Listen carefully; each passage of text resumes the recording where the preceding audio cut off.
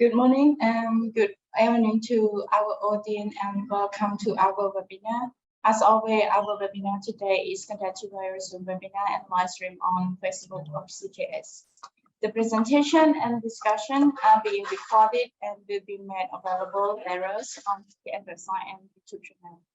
My name is Sam Sung. I'm the Deputy Director of the Center for Commerce Study, which is a non-profit and non-governmental organization working to promote research, teaching, and public service in social sciences, art, and humanity in Cambodia and the Mekong region. And I will be also the moderator of today's discussion. Today's webinar is a bit different from our previous webinar. We have two speakers, Dr. Janari Khon and Dr. Satya Lim. Dr. Janari Khon is a senior research fellow of CKS who graduated from Southern Illinois University in 2013. She is currently working as an advisor at the Asian Vision Institute.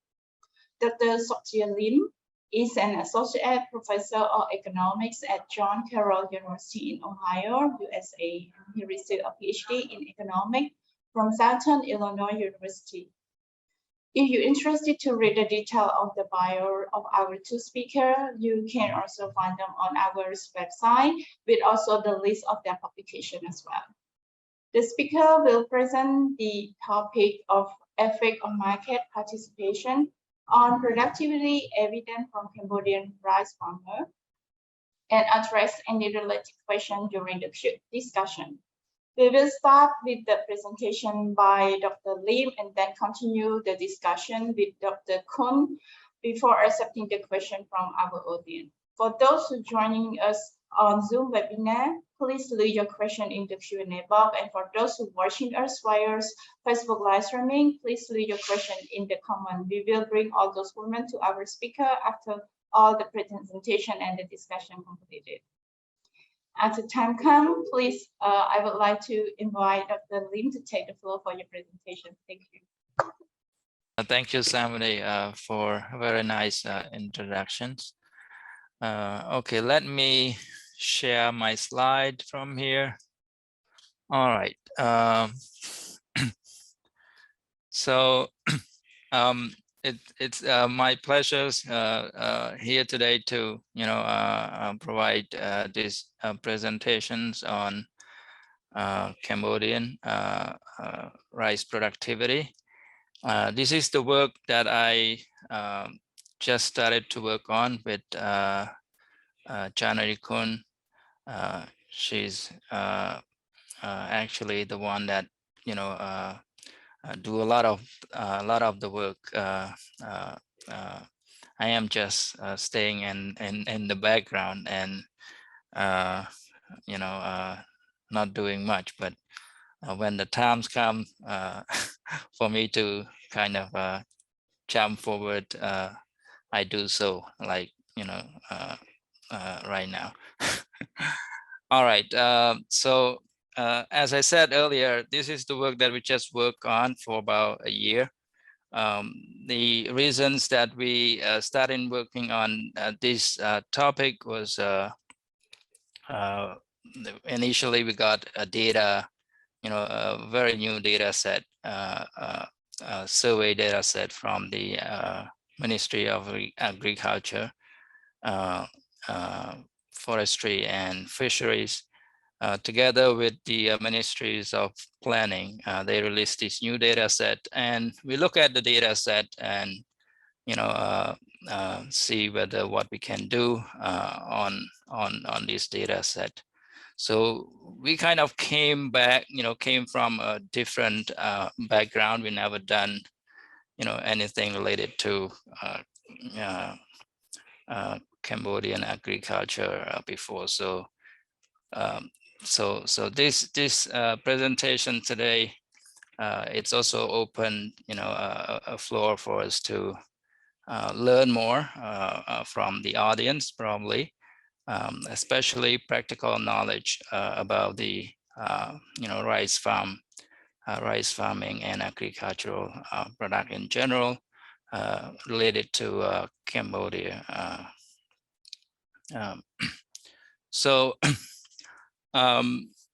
let me divide my presentations here into 5 parts. First, we'll look at the background, which gives us the which will give you the agricultural development of Cambodia, as well as the study related to rice productivity. And then we go over the previous studies on rice productivity and market participations. When I talk about market participations here, I also refer to that as the commercializations of the rice, meaning that farmers, selling their crops either to the domestic market or as an export to other country. And then we'll cover the data and the variables that we look at from the survey data that we collected, and then apply the methodologies, generally that we use in economics to the data to see what we can, find, from the data, possibly giving some policy implications, to the government to improve the, to improve the sector. I also wanted to kind of give a heads up that the results that we get from the analysis here is just a preliminary results. There are a lot of other things that we need to kind of look at and take care of. So, be very cautious in kind of interpreting what we got from here. And then finally, we provide the conclusions and policy kind of policy implication. But again, based on the preliminary results that we get from this analysis.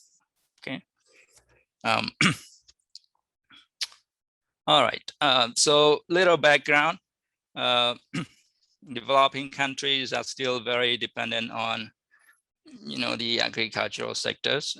In 2018, agriculture value added consists about a quarter of the GDP and 2/3 of the employment in the low-income economy. And poverty reductions in many of these countries remain heavily dependent upon the performance of the sector. That is because the livelihood of the poor populations is mainly based on agriculture. Large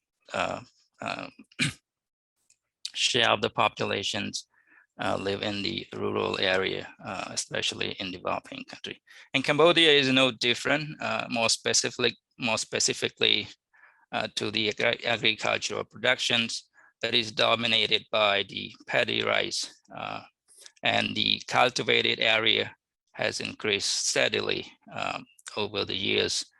In 2019, paddy occupied about 3/4 of the total cultivated area. Despite some progress in the sector, Cambodia rice yield remained relatively low compared to the neighboring country. So that means there are potential room for productivity improvement in the country. Now here a little bit of the background related to the agricultural development in Cambodia. And we can see that this is kind of natural across many developing countries. As the country started to, growth over time, we see the share of the agricultural sectors, kind of shrink. Over the past 20 years, like in 2000s, the share of agricultural productions, in terms of GDP was 45%, and by 2019, it dropped to only about 25%. The same for the employment. 20 years ago, we see 75% of the employment is in the agricultural sector. As the economy growth, the manufacturing sector, service sector started to, kind of grow faster. People move from the, especially young young adults started to leave the rural area, to the city or find jobs in, other sectors of the economy. So, that's what happened there. However, even the share of the productions in agriculture, drops and employment drops, we still see that the production, the absolute value, the absolute terms of the production still increase over time. Here is what it describes, what happened to the rice production, especially. So between 2000 and 2019, the area harvested has increased from about 2 million hectares to 3 million hectares. So the 1 million hectare increase over about 10 years. And the yield improvement here, when we talk about yield improvement, when we talk about yield, more specifically, we measures it as the, productivity, the amount of productions per hectare. That has increased also, significantly from 2.1 tons per hectare to 3.6 tons per hectare. The combinations of these expansions of the yield and the cultivated area has boosted the absolute, value of the paddy productions significantly from 4 million tons to more than 10 million tons. This is, compounded as the average growth of 5.9%, a significant growth. And if you look at this picture, we see that the yield growth is kind of faster than the area harvested. That means that, these total productions of the rice increases, although it's increased, the increase in the total production of the rice is due to the increase in the area harvested. But large part of the increase comes from the increase in the yield because, yield increased much faster. And this show that the productions of the rice in the sector, the yield increase in the sector in rice productions come from the improve of technologies. And these improve of technologies could be adoptions of, some machineries and stuff like that on the farm. So figure number 4 give another interesting picture of the rice productions. In 2000, paddy occupy about half of the total cultivated area. By 2019, this share reaches approximately 74%. So there's an increase in the area cultivated for the rice. However, the share of the paddy rice productions relative, this means in terms of the total crop produced has decreased from 76% to about 57%. That is because of the growth of other crops in the agricultural sector. For example, maize grew by about 20%, cassava 51%, sugarcane 22%, and vegetable 10%. This is the number from 2004 to 2012.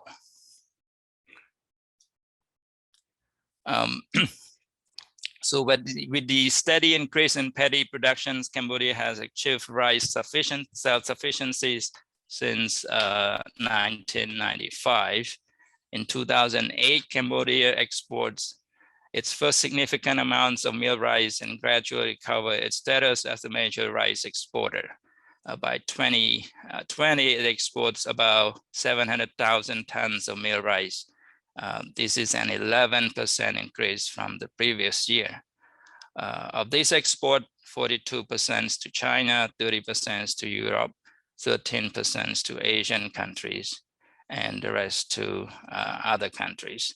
And aromatic rice make up the majority of the exports, 82% of the total exports of the rice.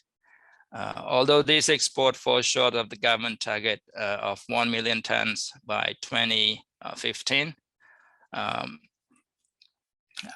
reports on informal cross-border trade of paddy rice to neighboring countries, show that this number is actually really high. The trade, informal cross-border trade is estimated to over 2 million tons, 3 times of the official, exports number. We dig through a few studies related to Cambodia rice productions, and those studies differ from one another depending on the data that they use.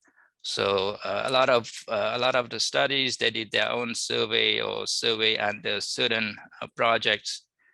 With that, limited amount of data that they have, they look at different other aspects of the rice productions. For example, UN Farm 2011, they estimate the rice production response to prices using the Cambodian socioeconomic survey conducted between 2004 and 2007. June 2014 Employer Farm Investment Climate Assessment Survey. They try to determine factors that contributes to rice productions and commercializations of small farms in 3 provinces, Battambang, Kampong Thom, and Takeo. Another study, Kia and a couple of other, in 2016, they apply what they call, in economics we use the, a stochastic frontier model to measure the technical efficiencies of the rice production and examines a few factors that affects the rice productions in about 25 provinces from 2012 to 2015. Mishra and a couple of other in 2018, they investigate the impact of flood and drought as well as the access to capital on rice production in Kampong Thom, Posat, Battambang, and Siem Reap using another survey done by the International Rice Research Institute. Chim and other 2020, they attempts to determine factor augmenting rice productions and efficiency in Takeo province using a small sample survey in the province.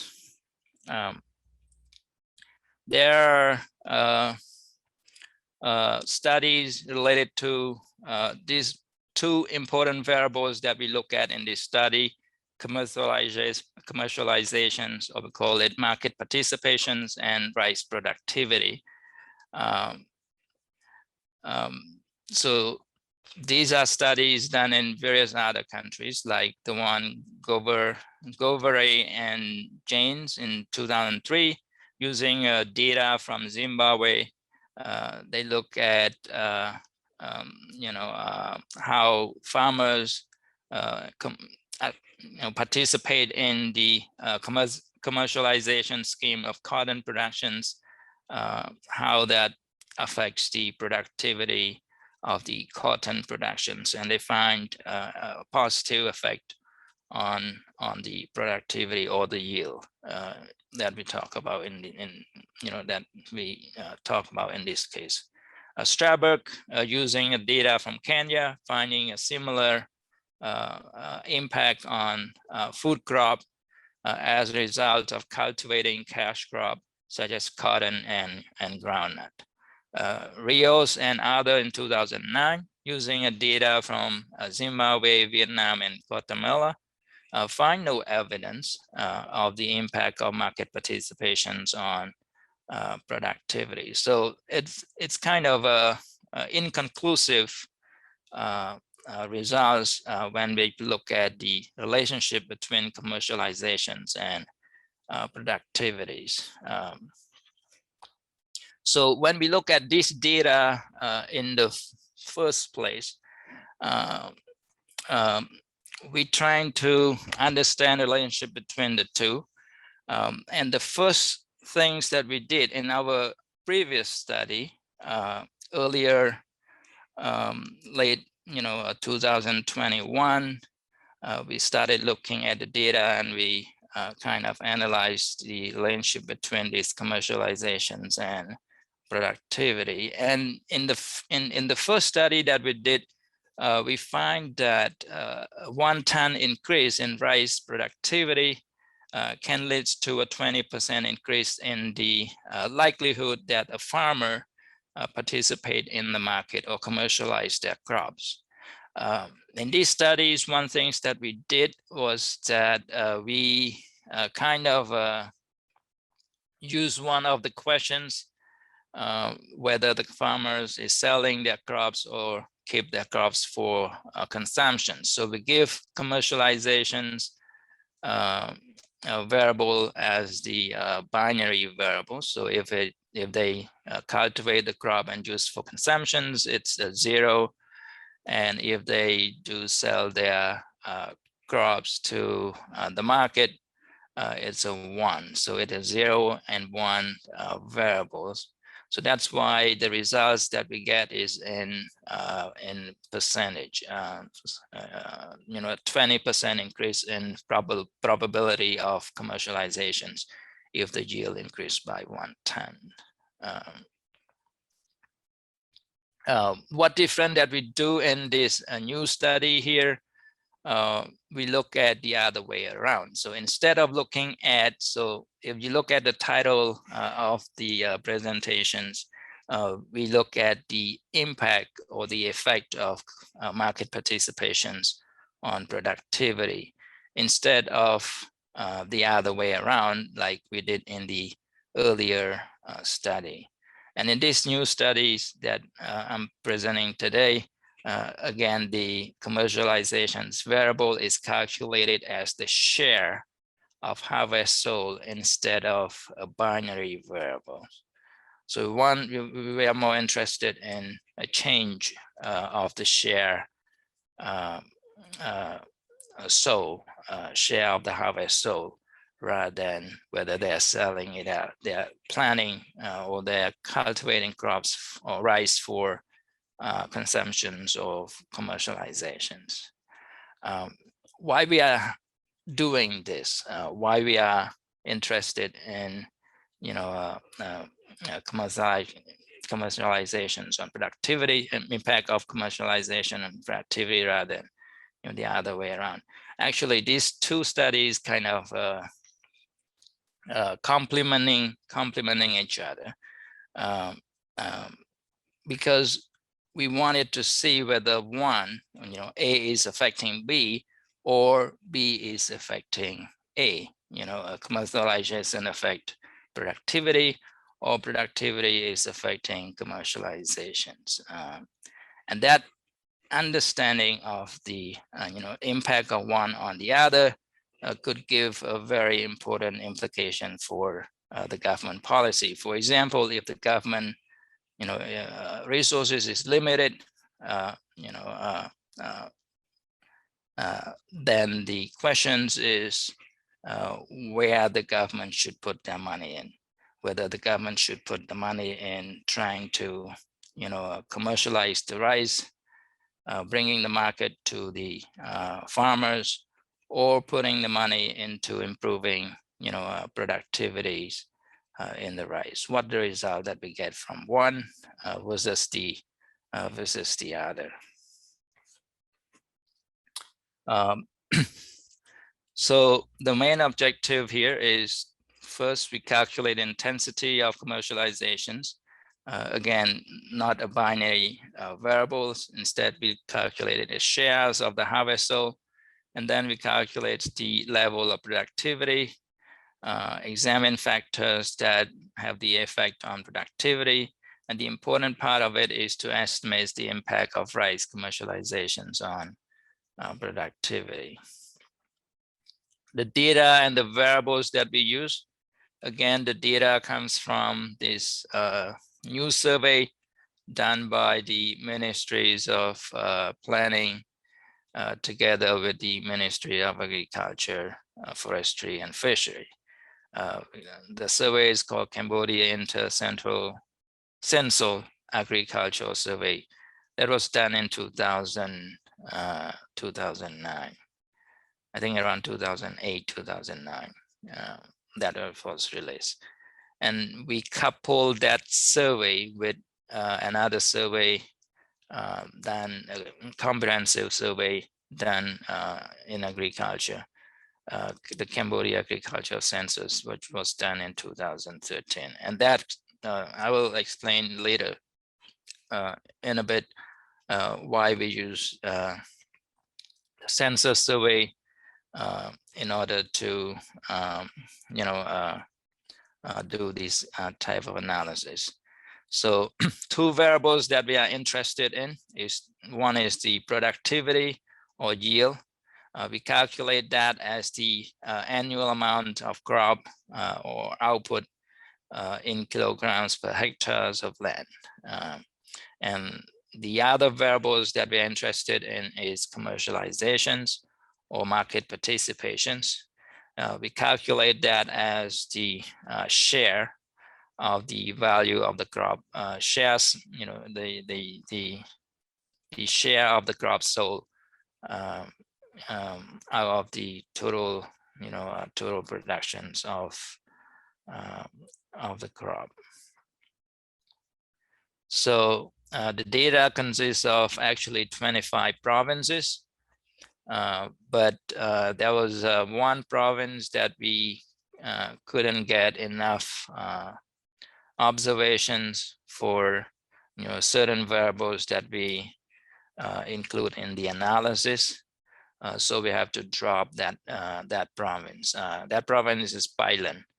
We drop it from the sample, so we only cover 24 provinces. And rice type, we cover 3 types of paddy rice: aromatic, non-aromatic, and sticky rice. And in the survey, they include both rainy cultivations in the rainy seasons as well as the dry season. So this is the first variable, the yield variable by the province. We can see that some provinces that we see they have a very high yield, and as we expected, like Banti Mianche, Ban Nambong, Kandal, Mandolkiri. The yield is reaching almost 4 tons or 4,000 kilograms per hectare. Some provinces have very still have low yield, like Odo Mianche, Brasay and Ubil. They are provinces that are not really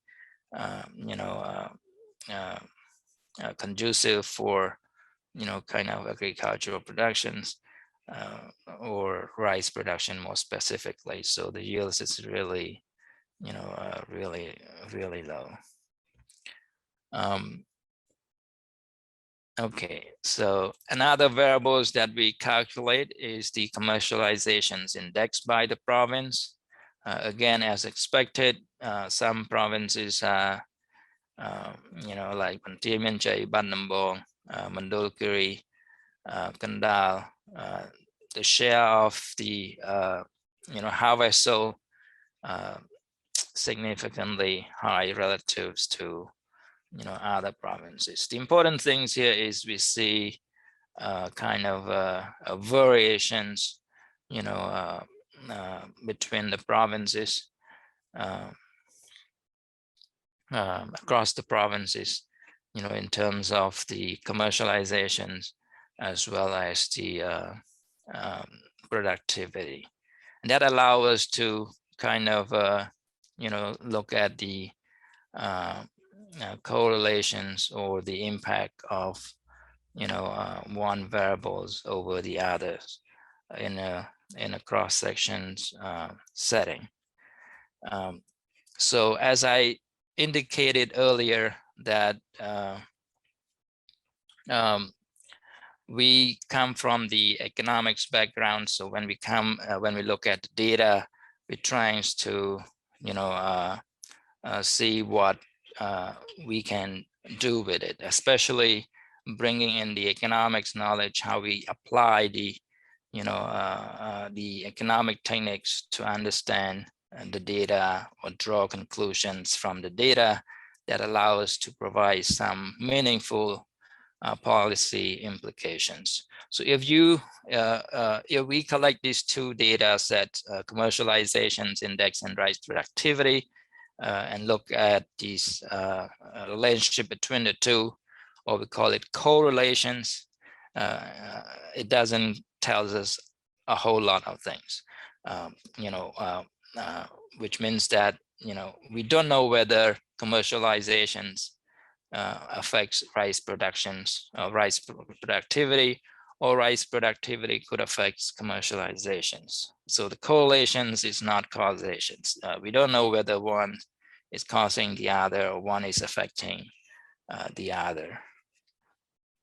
So in order to understand or to kind of see the impact of one over the other, in this study, we need to apply this method called instrumental variable estimations. What important here is that we need to collect a number of what we call instruments. That is in the box here. A number of instruments. We need to collect this number of instruments that is correlated with commercializations. And these instruments, there are two important conditions for these instruments. First, these instruments should not be related to rice productivity, which means that the instruments does not affect rice productivity. So the instruments that we collected here are kind of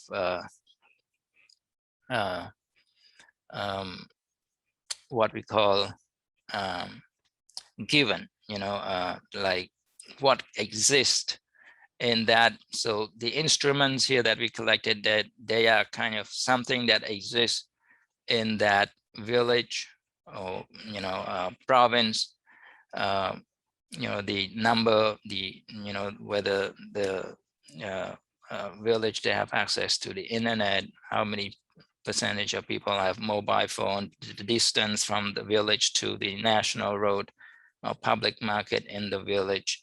These kind of things exist, in the area, and they could affect commercialization. That could affect the market participations of the farmers in that area.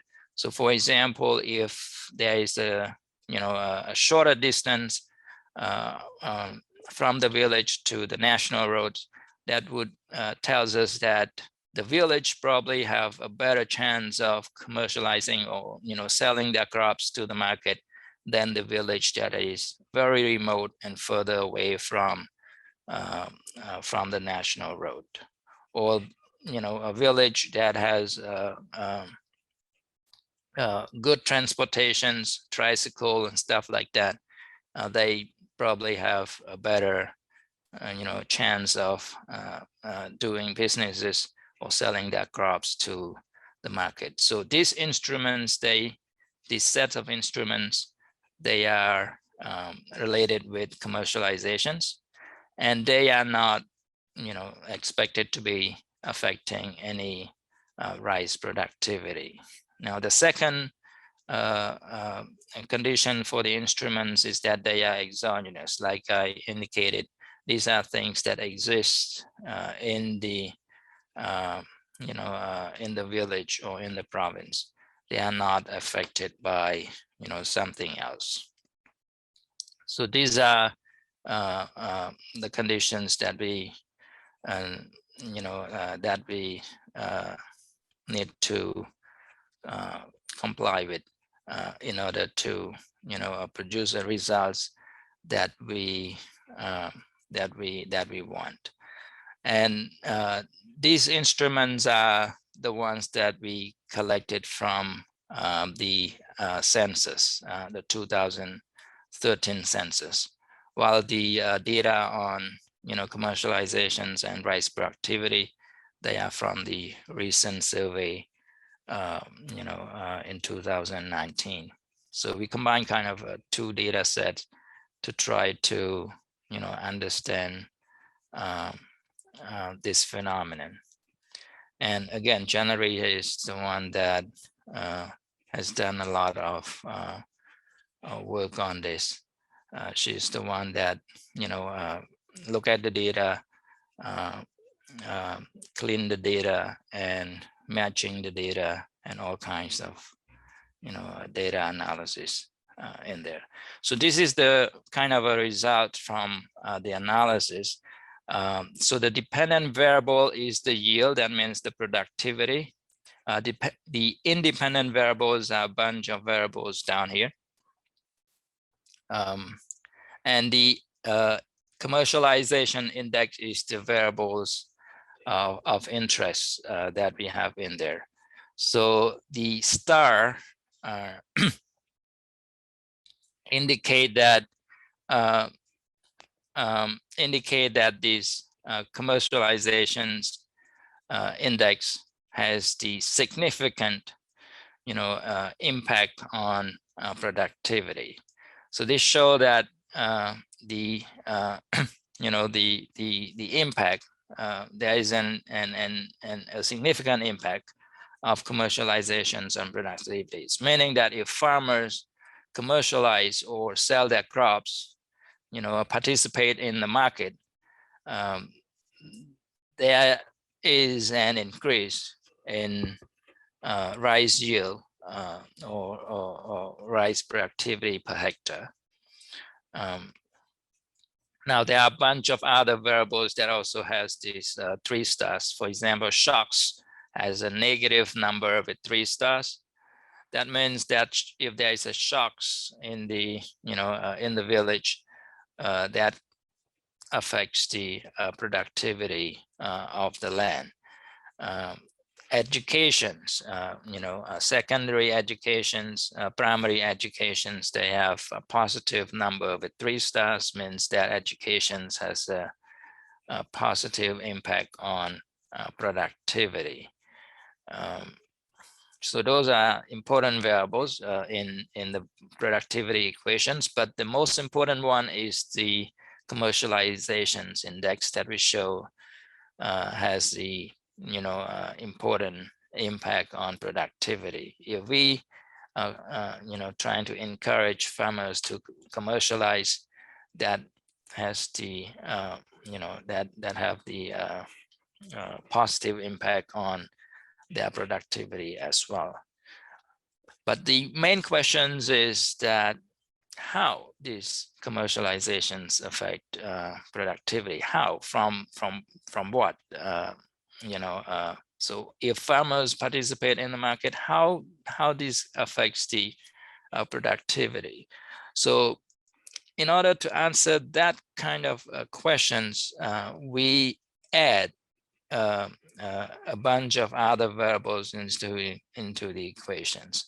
So in the second result, we add this blue, you know, variables, you know, in blue, variables in blue here into the equations, and they are characterize the farm characteristic, which means that you know, whether the farmer use, you know, fertilizers on the land, pesticides, or put in irrigations, increase the number of labor taking our agricultural loan, increase land and farm size, you know, stuff like that. Now, when we include this bunch of blue variable in there, if you look at the commercializations index, now, although it shows a positive number, the 3 stars drop, which means that even it's positive here, statistically, it is 0. It is no different from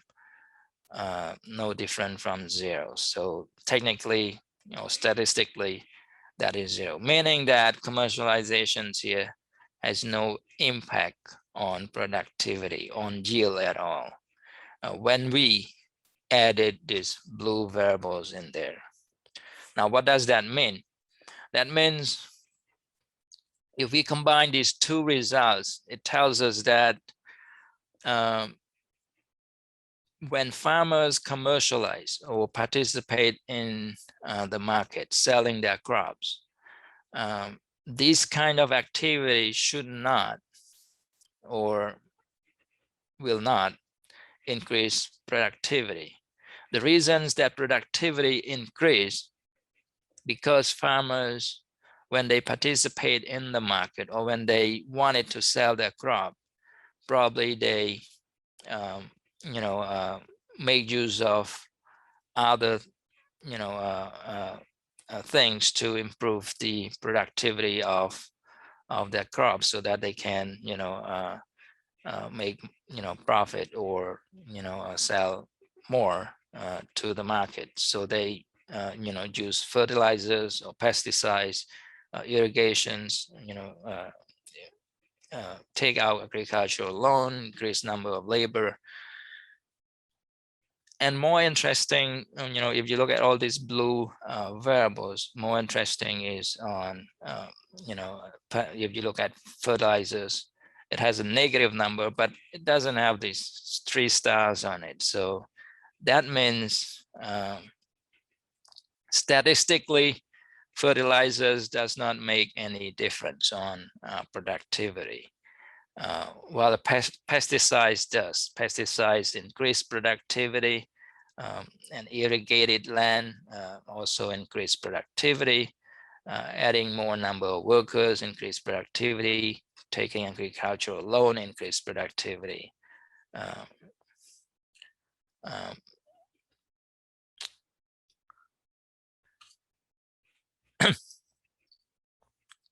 All right, so in conclusions from these 2 sets of results that we get, we can conclude that commercializations does not directly affect productivity, although we saw that in the first results, but it goes away when we control for farm characteristics. So when farmers engage in crop sales, they spend more on pesticides and irrigations, hire more labor, take out agricultural loan to improve productivity, not,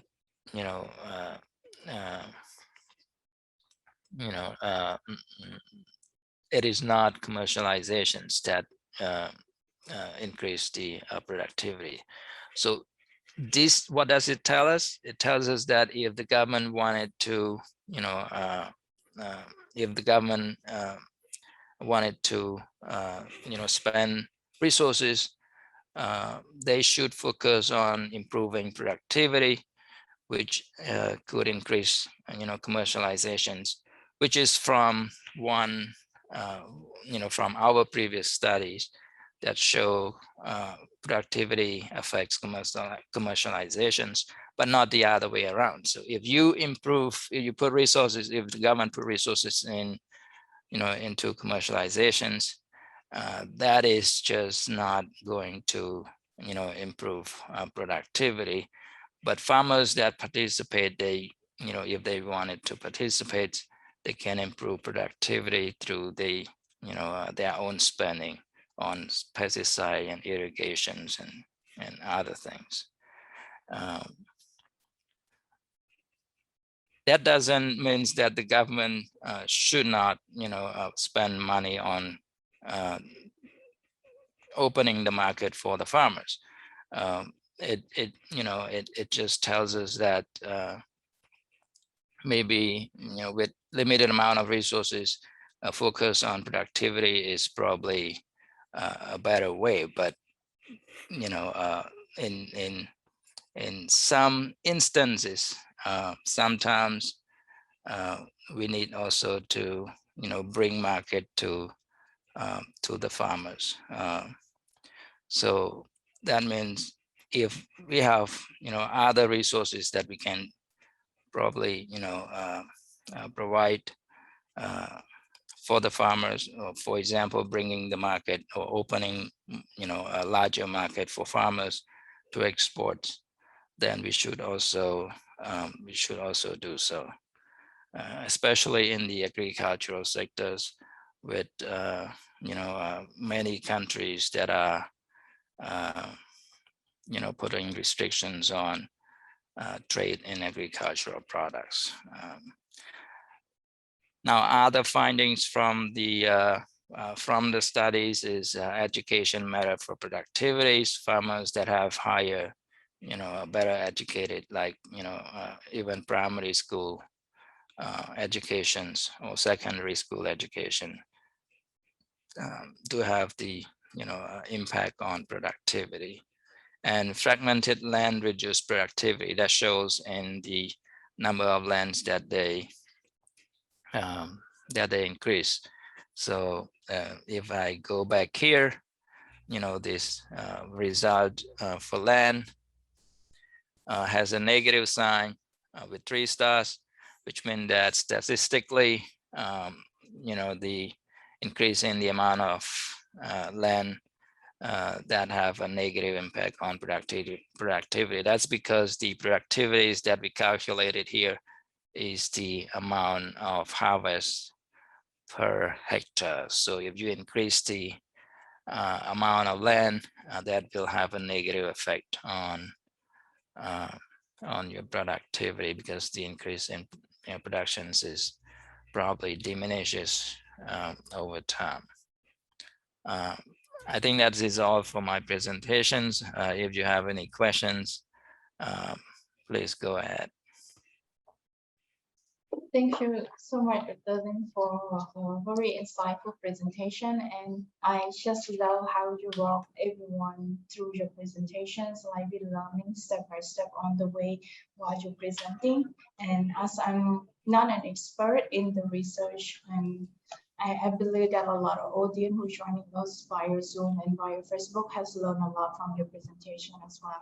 Before moving on to addressing the question from our audience, I may take this floor to continue some discussion with Dr. Kun. I think that while watching the presentation, there are more and more questions coming up from the presentation, and it just allows how we can really learn a lot of things during this half an hour presentation from Dr.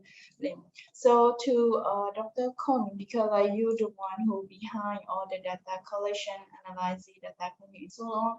And just also before going deeply into the policy thing, I may just want to ask you, like, what were the most challenging in conducting this type of research and analysis from your experience?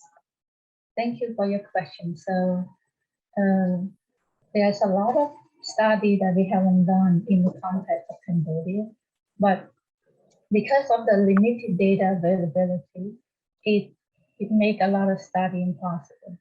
But for the current study, the data that we have from the Ministry of Agriculture, it actually has a lot of variables. That the problem is many of the variables are binary, like they are 0 or 1.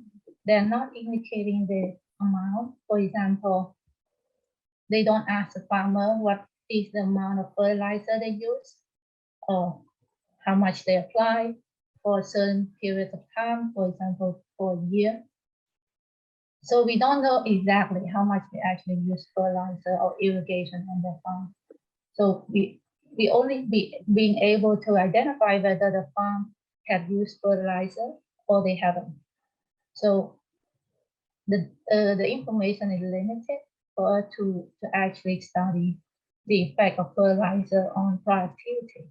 So many of the variables in this type, in binary form. Another problem is that the data has a lot of problems. For example, in terms of the amount sold, sometimes it has a unit in tons, sometimes it has a unit in kilograms. So we need to clean out to identify which one makes sense in tons, which one makes sense in kilograms. And also when we examine the data, the amount of the crops that the farmer sold and then the amount of consumption, they should be add up to the amount of harvest. But a lot of time it doesn't. And a lot of missing observation that reported in data. So the main challenging that we have in analyzing the data from Cambodia is the poor quality of the data, I would say. I think that's all for my answer. Thank you, Mo. And as I look at the presentation from Dr. Lee, I saw that like most of the data is like up to 2019 only.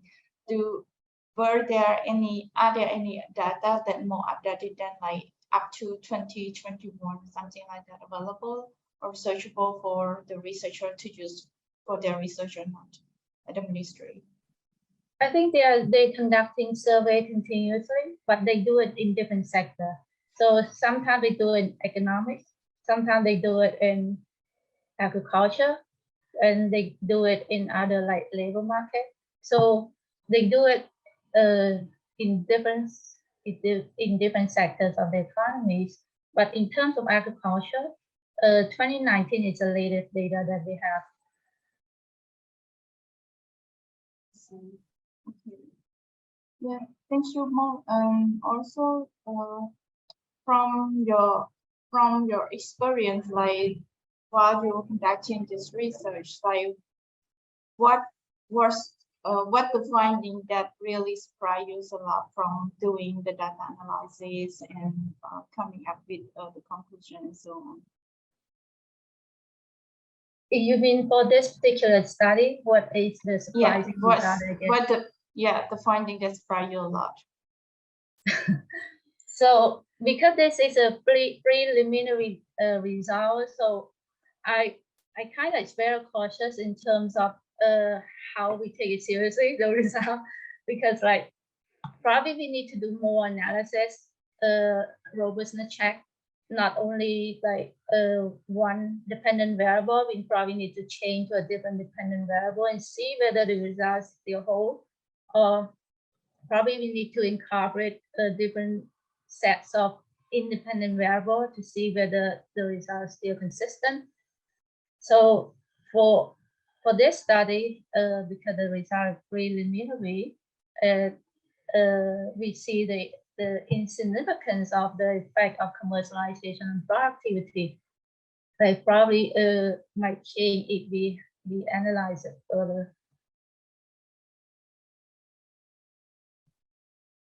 Yeah, thank you, Bong. And looking back at this research, I could see that the result from the research going to benefit to the policymaker of the official government working at the Ministry of Agriculture a lot.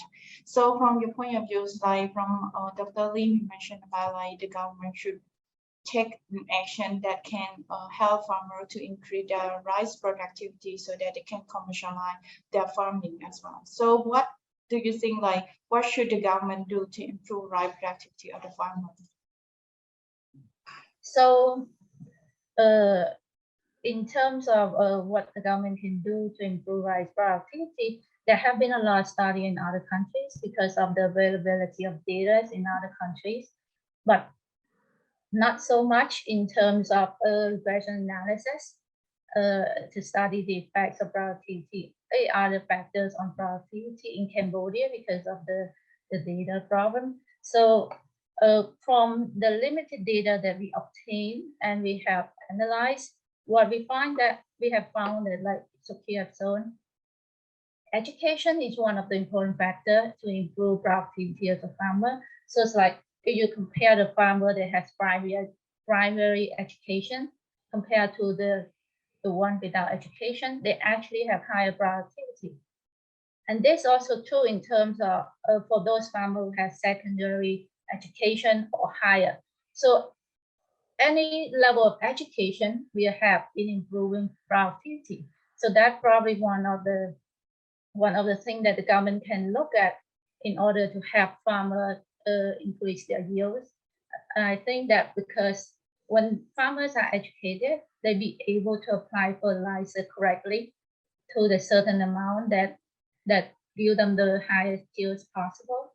So I think one of the important things that the government should look at is education, and the education factor have been consistently found to be an important factor in other countries too.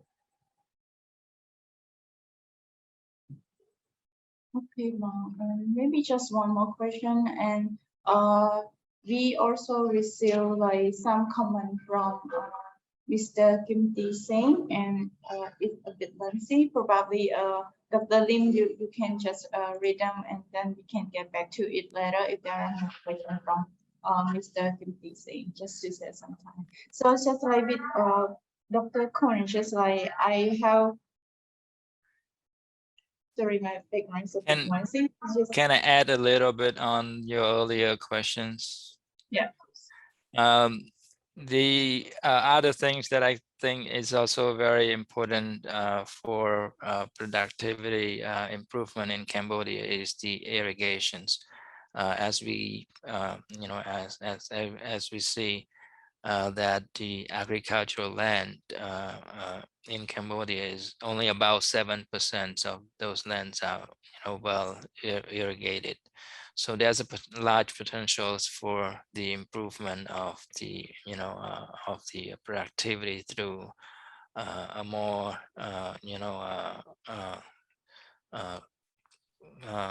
stable and comprehensive irrigations set up for the farmers.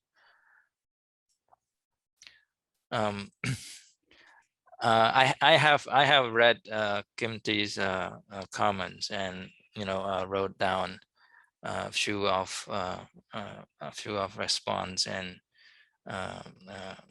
ways to go about answering this question. I don't know whether you want me to address it now or probably later. Probably later. Oh, okay then. Okay, that's fine. Okay, and I just watched recently and read recently about there's a lot of NGO working with Cambodian farmer by trying to educate them to change the way of their doing the right farming from using a lot of chemical fertilizer and pesticide to be more organic. But this kind of like the question on like productivity is like if a lot of farmers move from using all those chemical fertilizer and pesticide to upgrade their farm from chemical thing to be more organic farming. Do you think that this can also impact on commercializing their farming? Do you think like there would be possibility of this decreasing or increasing the productivity or the potential that they can upgrade their household farming to be the commercialized farming? This can be to Dr. Kun or Dr. Lee. You both can also address this question. So I try to understand your question, right? So if the farmer move from using fertilizer to plant organic rice, will that help them in becoming more commercialized? Is that the question? It's also the question like whether they have the potential to move to commercialize or they lost the opportunity to be the commercialized farming. Okay, so contract farming in Cambodia has been a big part in rice export in Cambodia, and mostly the rice export from Cambodia is like Sophia have presented. It's about 80% is aromatic paddies that export to countries like European country, China, and other Asian countries. So those contract farming usually export high quality rice, and mostly organic. So usually the company require farmers not to use fertilizer in order to qualify so that they can buy the rice for export. So contract farming usually associated with organic rice. Farmers still sometimes try to use fertilizer on the side or without the knowledge of the company, but mostly they use organic. They do the organic rice.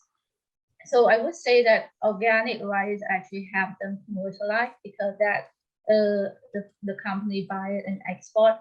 But for locally, the market depends. Like some people, some consumer become more conscious of their health, so probably they have higher demand in organic. But beside the contract farming, usually farmer use fertilizers and pesticide to help them increase the yield. Thank you, Bon. Maybe we can, Dr. Lim, you want to add something, or if not, you can also address, respond to the comment from Kim T Singh. Oh, okay. Yeah, I want to. I was like typing response to him just now, but it's good to probably address in the webinar.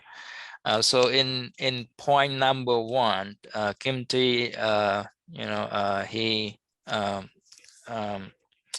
kind of cast concerns on the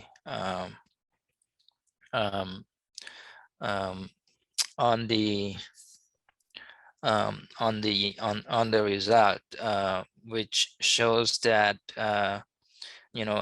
if you look at the results that I presented in the first table, we show that commercializations does have the effect on productivity. And then in the second result, when we control for a set of farm characteristics, we see that this effect disappear, which means that we interpret this as that farmers who commercialize or participate in the market selling their crops, or they tend to use pesticides, or or get their land irrigated and stuff like that in order to improve their productivity. That's why we don't see a direct effect of commercializations on productivity. And Kim T kind of comments that there are probably other effects as well that's going on.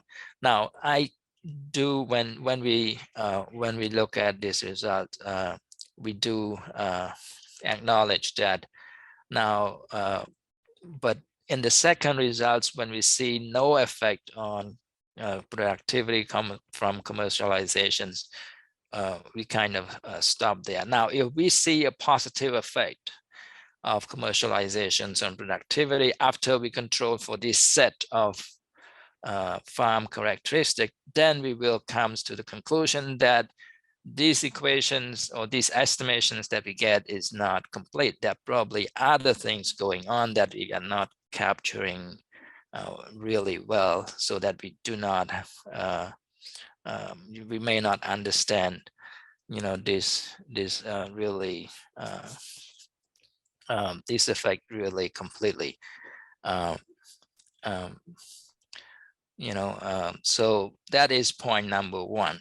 Point number 2 that Kim T raises the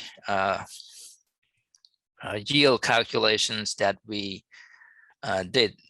So he suggested that probably instead of calculating the productivity or yield as the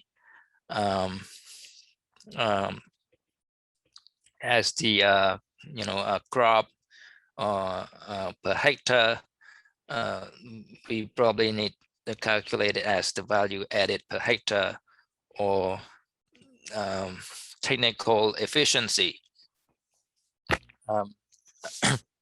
We acknowledge that, you know, it's really hard to kind of use the kind of right measure proxies or measures for this productivity, and the ones that we are using, you know, in this recent study is a little different from the one that we used in the previous study. The one that we used in the previous study, because, you know, rice productions, rice harvest could be not just once. You know, farmers could harvest the crops or the lands. You know, in the data, the farmers harvest, you know, rice a few times. So in the previous studies that we did, when we calculate the yield or productivity, we calculate as the amount of crop per harvest per hectare, instead of just amount of crops per hectare. And there are, of course, other ways to measure productivity, as, you know, Kim Thi suggested, value added per hectare. I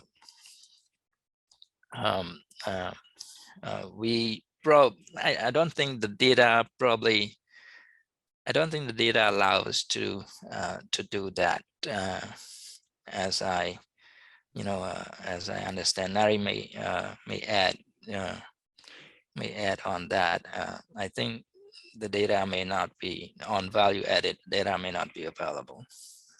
All right, I don't think it's possible to value added, because we only have the amount of harvest, the amount sold, and the amount of consumption. We don't have the input information. That's right. What's the amount of input, what's the value of input. So sometimes we want to change the definition of the productivity to something else that better measure it, but because of the limited data that we have to work with it that way. Yeah, probably the best things that we probably can do, you know, income per hectare, rice income per hectare could be another options, but value added may not be an options in the data. Yeah, because we don't even have the amount of input use. We only have whether the farm have used fertilizer or not, whether the farm have used pesticide or not, whether they have used irrigation. We can only identify which farm have used it, but we don't know that to what extent. So it's very interesting in our data that we see that most of the farm have used irrigation. Most of the farm have used like 75% have used pesticide or fertilizer. So that kind of a distortion, because even you have used a little amount or you have somehow irrigated your farm for a certain number of days, you also count it as irrigation.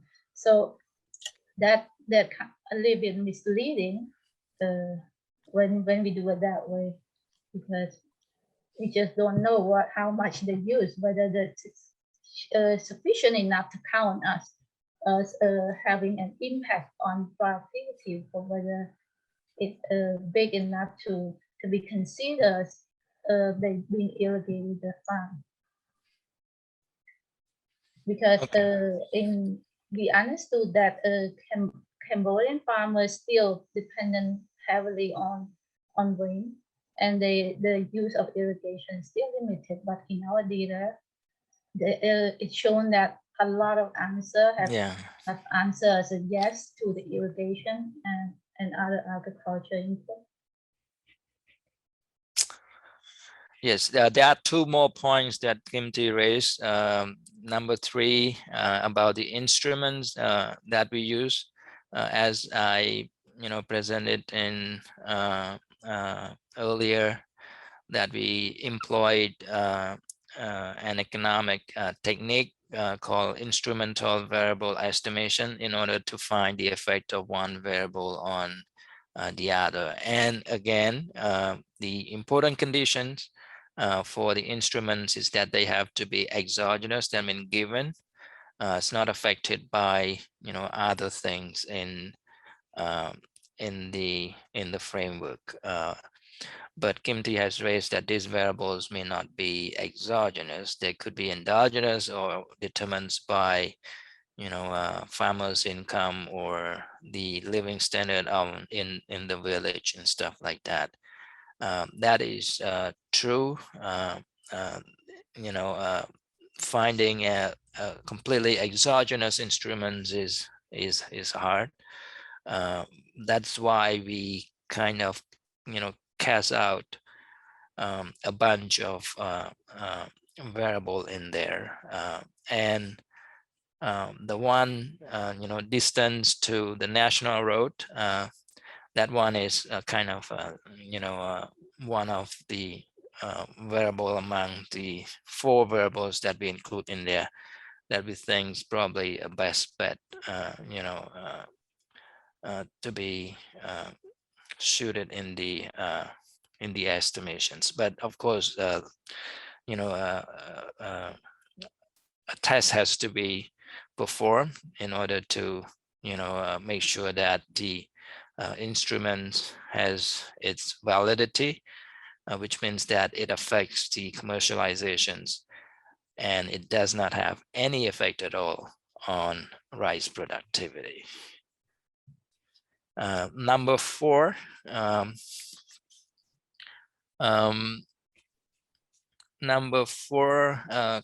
Kimti raises the concerns that other variables that we added in there, they could be also endogenous, which means that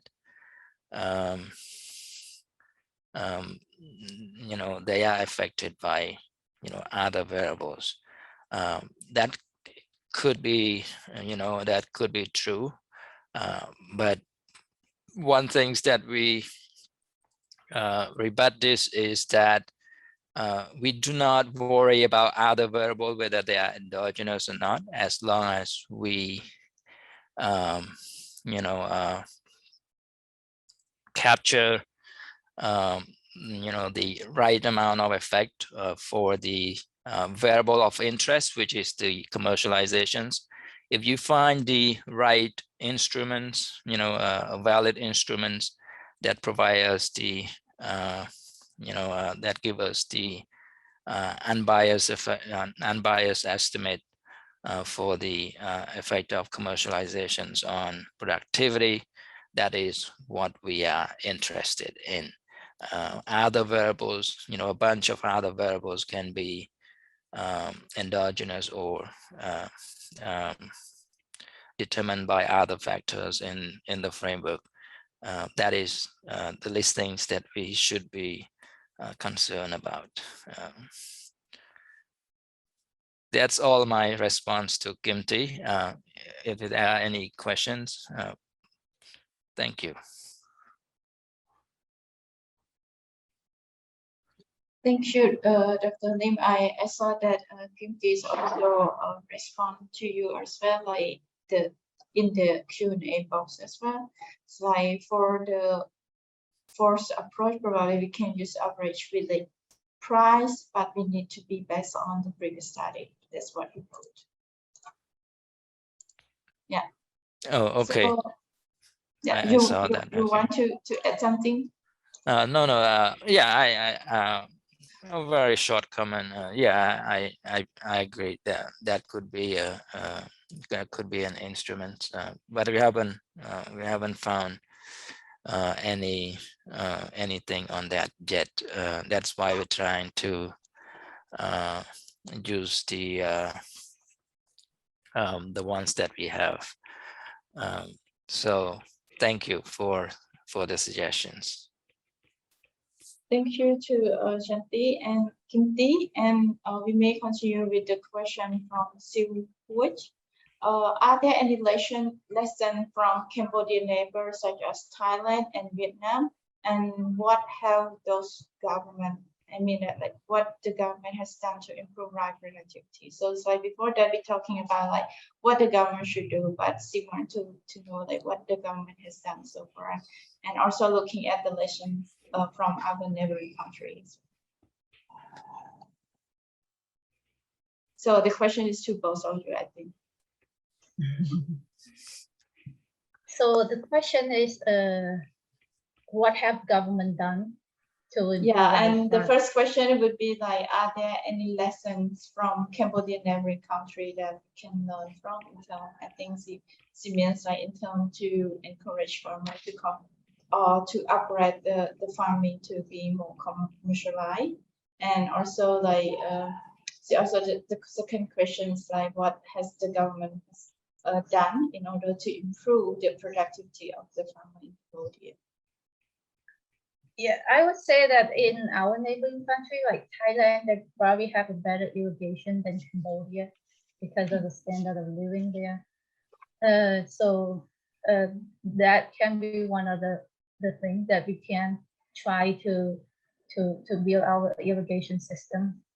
But you know, now the Cambodian farmer they use more like small palm on their farm that is low cost and is efficient for small farm. So they can only have a small plot of land, but then they use a small palm and it's cost minimal and they can still afford the irrigation. So that partly offset the effect that we don't have a good irrigation system in the country, but farmers increasingly using small palm on each farm. And what the government have done, as I read from other people, the government have tried to provide extension services, like try to educate farmer how to use fertilizer. They go to the local area to educate farmer on the use of agriculture input. I think Boris up here something to add. You know, we haven't really dig into what the government in our neighboring country have done more specifically, you know, to improve their rice productivity. But one thing that we can, you know, really see, you know, by just visiting, or you know, because they're neighbor countries, we you know, came across you know, across the border to you know, their side and look at, you know, their situations. I would say that you know, irrigations is one important things that we see, that their farmlands are more, you know, comprehensively, or you know, irrigated than what we have. And one thing that we should probably take, you know, should take advantage of is we have this big lake, you know, in the middle of the country, and I know we have built sophisticated, you know, irrigation system in the past, and more investment, you know, needs to be pouring into this area, you know, to help, you know, our farmers to be less reliant on the nature, on the rainfall.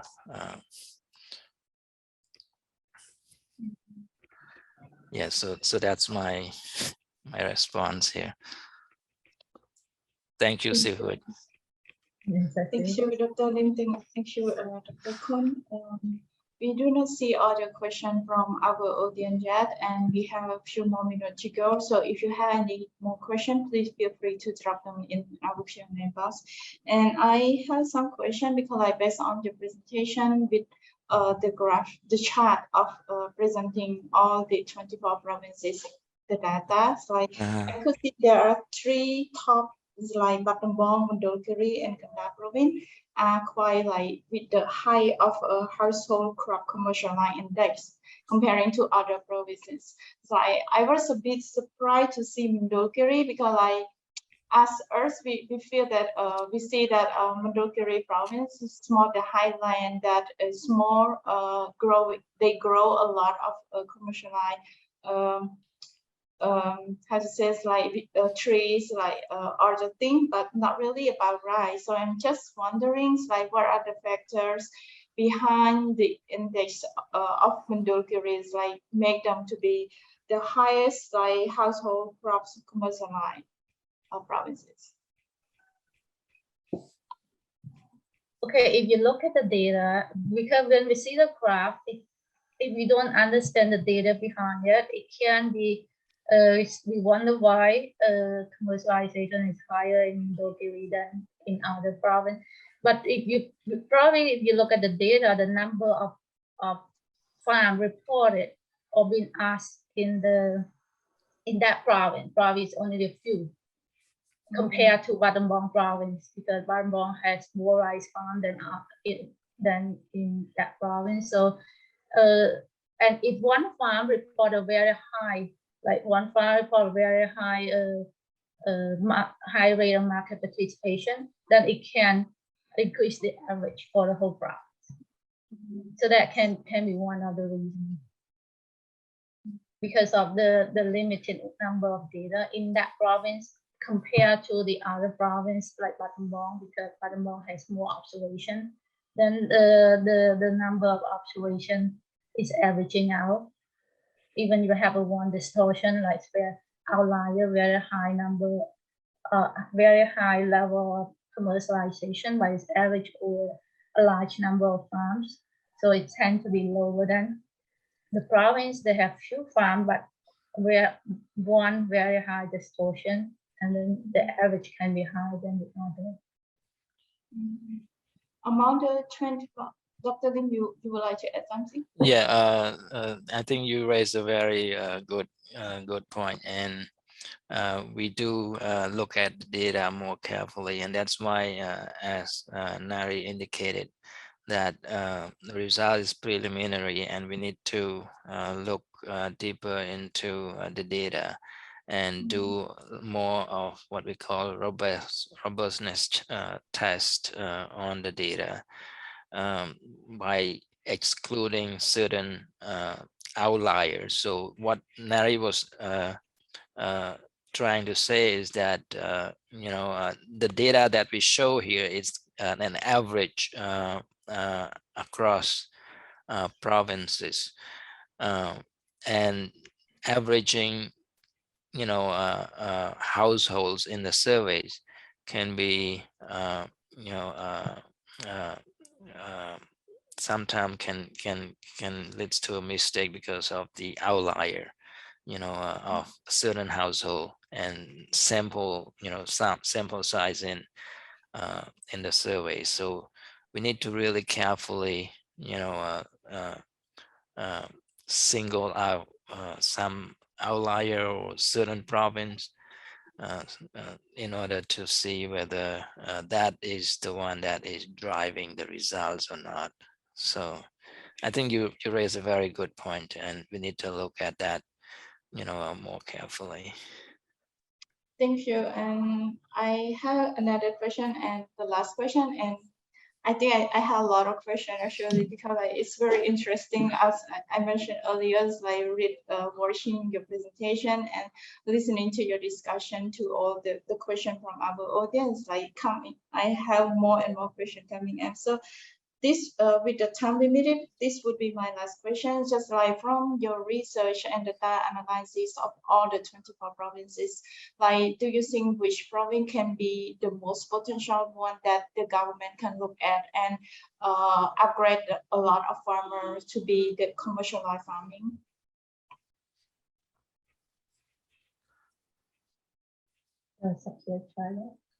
Oh, okay. very, very difficult questions. And it's always difficult when when you asked the questions for us to choose and pick from a sample, and we could be biased and stuff like that's going on in there. Yes. So I would say as the government, we we should not choose and pick, where should we focus on, because as the whole country, and and we see farmers in all provinces, and we cannot just invest in one province and not the other province. Now it also depends on the what we call the resources in certain province. Some province may not be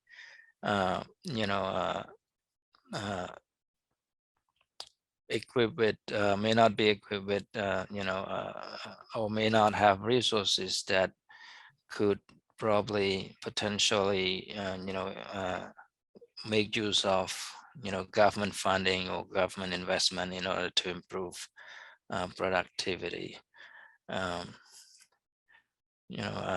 So I would So say yeah, go ahead. It's okay, very so for locally, like we talk about in our study, we have identified the aromatic paddy and non-aromatic paddy, and we say that aromatic paddy is more for export, so it's more commercialized. If farmer grow aromatic paddy, they tend to be more commercialized than non-aromatic paddy.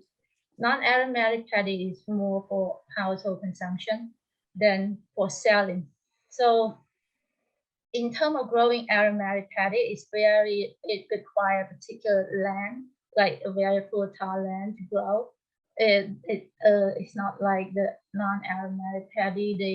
They usually can grow in a lower quality land than compared to aromatic. So in this case, if Battambang has a suitable land, mostly have a suitable land for aromatic paddy, so that can help in growing that and increase the exports of rice. But then now there's study that tends to suggest that the government should encourage farmers to switch from non-aromatic to aromatic paddy production. But it depends on land. That's one thing. Another is that it also requires higher costs in growing aromatic paddy than non-aromatic paddy. But while the yield usually from aromatic paddy has higher yields than non-aromatic, but farmers need to invest more in order to produce aromatic rice. But aromatic rice is more commercialized than non-aromatic. Thank you, thank you both of you. And now the time has come, and I don't know whether you had any final word or comment to our audience. If there is anything, just let me know so that you can continue a little bit, and then we can close the webinar. Okay, I just would like to thanks the audience for very interesting and challenging questions. We really learn benefit from those comments, and we're taking into account those comments and to pursue this research further, and hopefully we can come up with more concrete results than the ones that we currently have. Okay, I would like to thank CKS for the funding that made this study possible. Without the funding from CKS, this study would be I would be able to start the study. So what I want to point out is that our study has a lot of weaknesses. Like I have mentioned that there's a lot of data problem that we try to, in order to be able to calculate the household commercialization index, I need to make a lot of assumptions in order to adjust the data so that it makes sense. Like the amount consumed plus the amount sold should equal the harvest, when most of the cases they are not.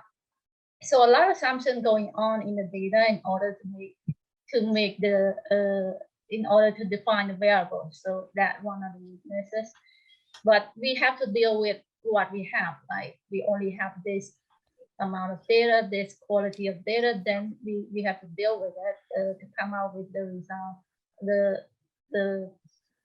the most promising result that we can have.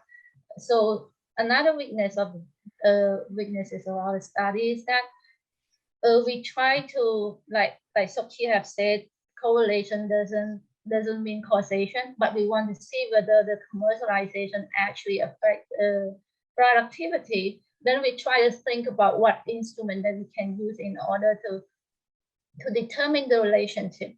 So the instrument variable that we get is from the data in 2013, while the dependent variable is from the data in 2019. So there's gap between the data. It's not even at the same time.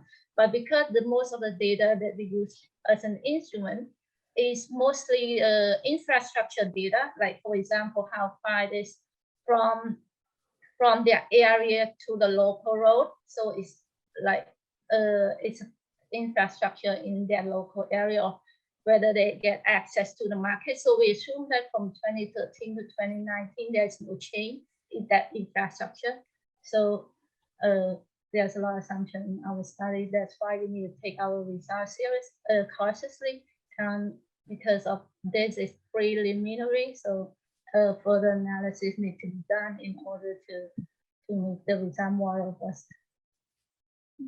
Thank you, Mom, and I hope that because like this is a preliminary finding, and I hope that later we can also invite both of you again, but you have more analysis and more finding from your research. And last but not least, I would like to thank to all audience who stayed with us from the beginning until now, and I'm pleased to inform that on 1st September, CKA in collaboration with Bopana Center, we are hosting a presentation at the Bopana Center in Phnom Penh about the King Sisawat dancers, moving a kind and embodied history. Is a public event and feel free to join, but because of the limited seat, we would sell first come, first serve. So you have to be early in order to get a seat to join the presentation. And as earlier, like Dr. Kun mentioned about CKS funding, I also would like to announce and also invite those of you who are interested in doing your PhD research and looking for fund, or those who's already graduated your PhD